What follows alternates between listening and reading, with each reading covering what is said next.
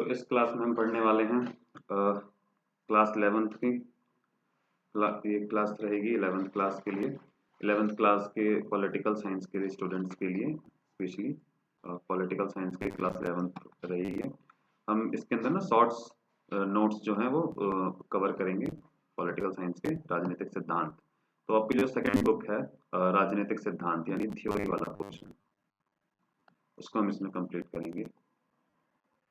ये कुछ हमारे बारे में आप इसे पढ़ सकते हैं वीडियो पॉज करके। ये हमारी फैकल्टी, हमारी कोचिंग की। हाँ, ये हमारा तो राजनीति विज्ञान का जो पहला चैप्टर है, चैप्टर 1 क्लास 11th क्लास का राजनीतिक सिद्धांत एक परिचय। तो हम इसके नोट्स को कवर करेंगे, पूरी बुक्स ना पढ़ के। बुक के लिए अलग से बुक रीडिंग का एक अलग हम लेक्चर बनाएंगे, उसमें देख सकते हैं। इसमें हम सिर्फ नोट्स को कवर करेंगे, जो शॉर्ट नोट्स होंगे, जो कि आपके एग्जाम के पॉइंट ऑफ व्यू से केवल और आपकी एक अंडरस्टैंडिंग डेवलप करने के लिए जरूरी है। तो राजनीतिक सिद्धांत किसी भी समाज का एक महत्वपूर्ण अविभाज्य अंग है, यानी कि जो राजनीति होती है वो किसी भी सोसाइटी के लिए, किसी भी सोसाइटी का अविभाजित यानी कि उससे अलग न किया जा सकने वाला अंग होता है। जैसे हमारे शरीर के अंग हैं, उसमें कुछ चीजें जो होती हैं वो बहुत ज्यादा ही महत्वपूर्ण होती है। वैसे पूरा शरीर ही महत्वपूर्ण होता है, लेकिन इसके अंदर कुछ चीजें होती हैं जो बहुत अधिक महत्वपूर्ण होता है। अगर मान लीजिए किसी का पूरा शरीर जो है सही है, लेकिन उसका दिमाग या फिर उसके हार्ट के अंदर कोई भी प्रॉब्लम है, तो वो पूरी तरीके से पूरी बॉडी जो है वो फंक्शन नहीं कर पाएगी। उसी प्रकार राजनीति जो है वो हमारे समाज का एक अविभाज्य यानी अनडिवाइडेबल पार्ट है। तो राजनीतिक संगठन और समूह निर्णय के किसी भी ढांचे के बगैर कोई भी समाज जिंदा नहीं रह सकता।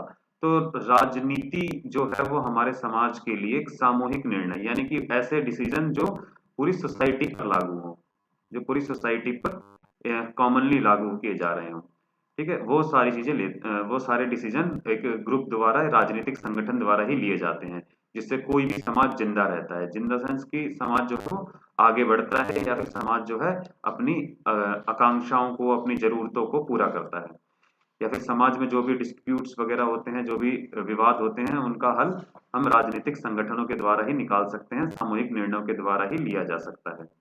इन संस्थाओं के साथ साथ सरकारें भी महत्वपूर्ण भूमिका निभाती हैं। हाँ, यही संस्था जो है, इन्हीं संस्थाओं के साथ हम सरकार का भी निर्माण करते हैं। तो और सरकारें कैसे बनती हैं और कैसे कार्य करती हैं, ये राजनीति में दर्शाने वाली प्रमुख बातें होती हैं। तो राजनीति की मुख्य बातें होती हैं कि हम सरकार कैसे बनाएं। जो समाज है, समाज को ही हम सरकार के रूप में, समाज के बीच से कुछ लोगों को चुन के हम सरकार के रूप में भेजते हैं, जिसका मुख्य काम लोगों को सुरक्षा और न्याय प्रदान करवाना होता है।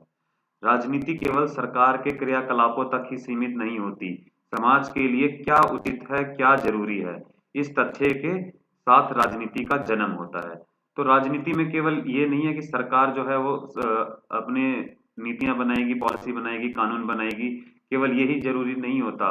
जो समाज के लिए क्या जरूरी है, what is important for the society, जो सोसाइटी है वो डिमांड क्या कर रही है। तो आप देखते हैं सरकार होती है, सरकार में कुछ लोग होते हैं, ठीक है, और आमतौर पर जो सरकार के अंदर अभिजात्य वर्ग के लोग होते हैं, यानी कि जो ऊंचे, जो बड़े वर्ग के लोग हैं वो होते हैं। तो सरकार के अंदर जो आम लोग होते हैं, सरकार जो लोग आम लोग होते हैं, वो अपनी डिमांड रखते हैं सरकार के सामने कि हमें क्या चाहिए होता है, ये आप ये धरना प्रदर्शन के माध्यम से समझ सकते हैं।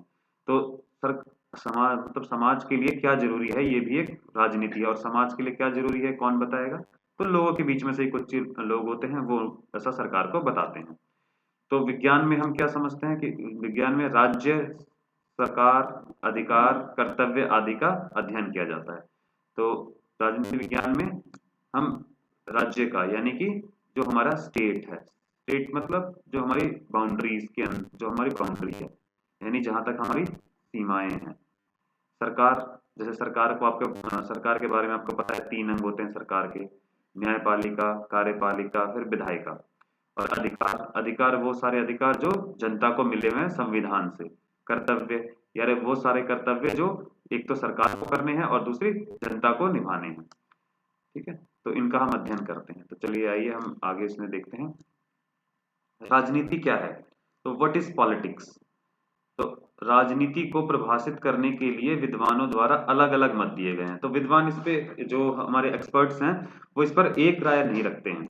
आमतौर पर हम देख सकते हैं राजनीति जो है वो शासन करने की कला और राजनीति सरकार के क्रियाकलापों को ठीक से चलाने की सीख देता है। तो राजनीति क्या है? शासन को चलाने की कला। तो कुछ विद्वानों का ये मानना है कि जो राजनीति है वो क्या है? शासन को चलाने की कला है। और राजनीति सरकार के क्रियाकलापों यानी कि गवर्नेंस के, जो डेली के वर्क्स होते हैं उसको ठीक से चलाने की सीख देती है। और सेकंड सेकंड पॉइंट की तरफ चलें तो राजनीति प्रशासन संचालन के विवादों को हल प्रस्तुत करती है। तो राजनीति का मुख्य काम इसने क्या बताया है कि राजनीति जो है प्रशासन के अंदर जो डेली टू डेली जो विवाद आ रहे हैं, जो इश्यूज आ रहे हैं, उसको सॉल्व करने का काम राजनीति करती है। तीसरे, राजनीति जो है वो भागीदारी करना सिखाती है। राजनीति क्या करती है? भागीदारी, यानी लोगों की अधिक से अधिक भागीदारी। किस चीज में भागीदारी? तो फैसले लेने में।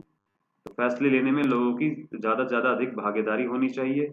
लेकिन आम व्यक्ति का सामना राजनीति की परस्पर विरोधी छवियों से होता है। आज राजनीति का संबंध निजी स्वार्थ और साधने से जुड़ गया है। तो हम ऐसा भी देखते हैं कि राजनीति में लोग निजी स्वार्थ के लिए, ठीक है, अपने हित के लिए, केवल अपना हित के लिए जुड़ने की प्रवृत्ति देखी गई है।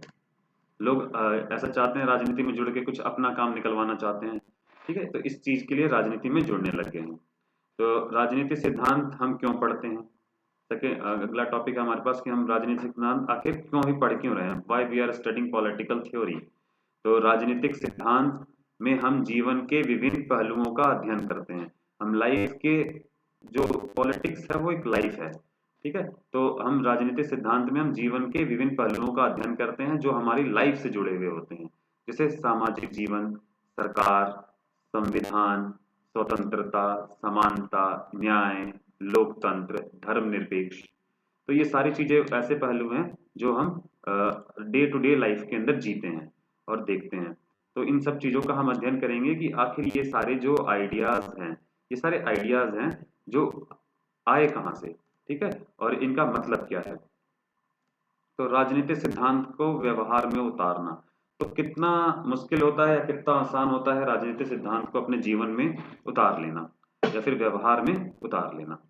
तो राजनीतिक सिद्धांत का स्वरूप समय समय के साथ बदलता रहता है। तो राजनीतिक सिद्धांत जो है वो जरूरी नहीं कि एक समय में जो बात कही गई हो वो हमेशा ही सही हो, ठीक है, समय के साथ उसमें कुछ ना कुछ बदलाव आता रहता है।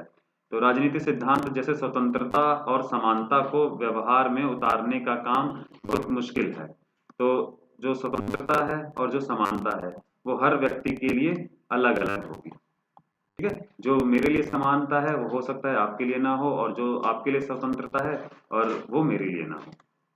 तो हमने अपने पूर्वाग्रहों का त्याग करके इन्हें अपनाना चाहिए।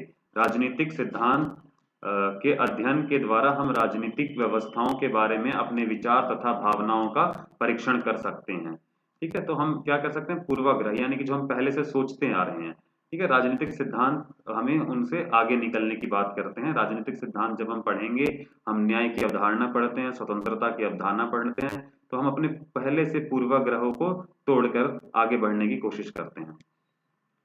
हाँ, हम यह समझ सकते हैं कि सचेत नागरिक ही देश का विकास कर सकते हैं। तो जो सचेत नागरिक यानी जगे हुए नागरिक, जागरूक नागरिक हैं, वही देश का विकास कर सकते हैं। राजनीतिक सिद्धांत कोई वस्तु नहीं है, यह मनुष्य से संबंधित है। उदाहरण के लिए समानता का अर्थ सभी के लिए समान अवसर है, फिर भी महिलाओं और वृद्ध या विकलांगों के लिए अलग व्यवस्था की गई है।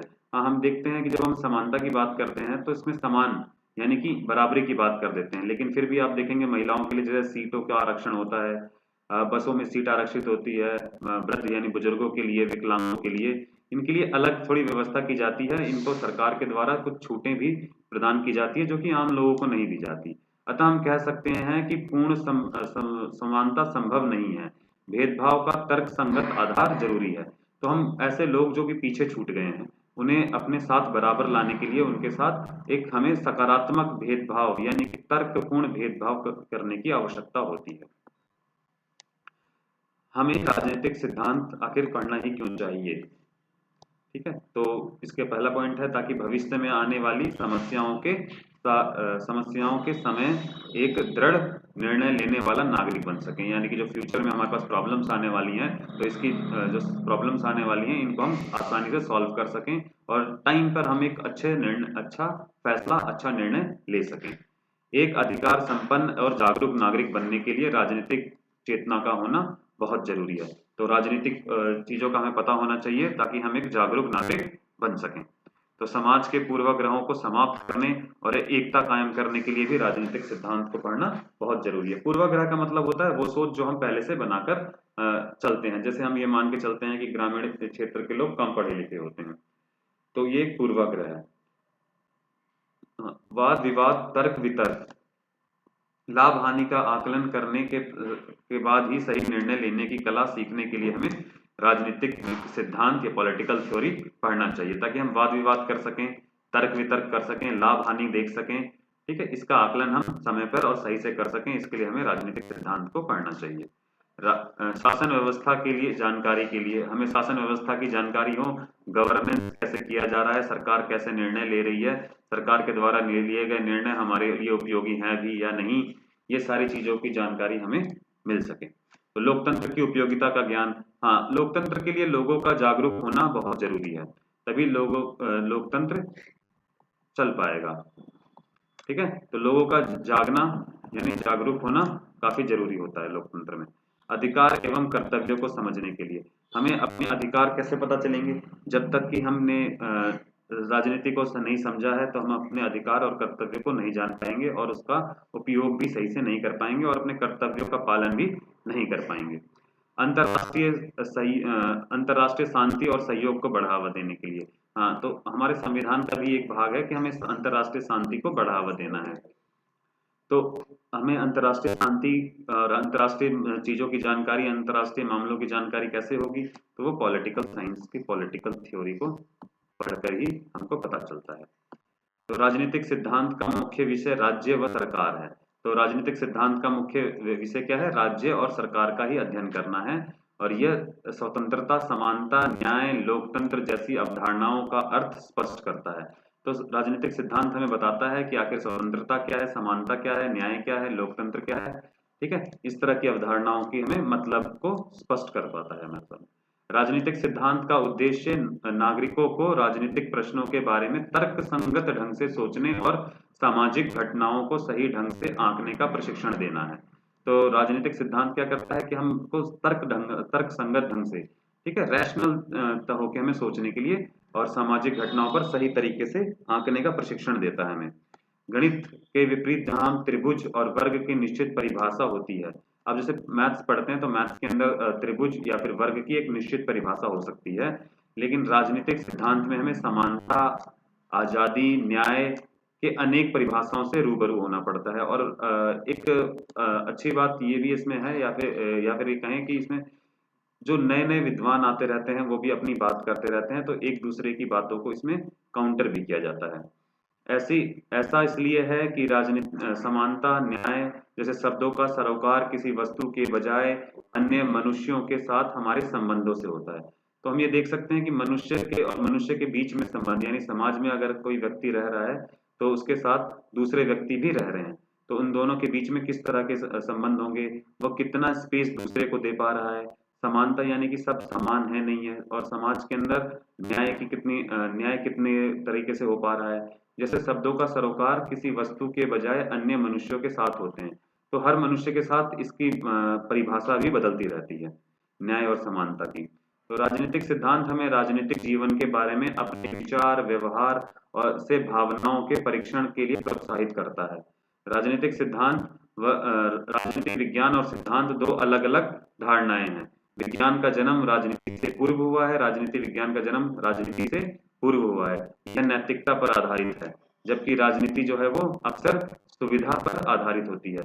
हम देख सकते हैं पॉलिटिक्स की, आप day to day political parties को देख सकते हैं, तो पॉलिटिकल पार्टी के लोग क्या होते हैं, पहले ए पार्टी में होते हैं और फिर बी की तरफ चले जाते हैं अपनी सुविधा के अनुसार। तो राजनीति जो है हम प्रैक्टिकल पॉलिटिक्स देखते हैं वो सुविधा के अनुसार होती है। ठीक है, और जो राजनीतिक सिद्धांत है या राजनीतिक विज्ञान है, ये राजनीति से जो लोकतांत्रिक दलगत प्रणाली में हम देखते हैं, लोकतांत्रिक दलगत प्रणाली के अंदर जो हम राजनीति देख रहे हैं, इससे काफी अलग होती है। ठीक है, तो जो इसके बाद का है जो हम वो दूसरे लेक्चर में इसको डिस्कस करेंगे। Thank you. वीडियो लंबी हो जाएगी नहीं तो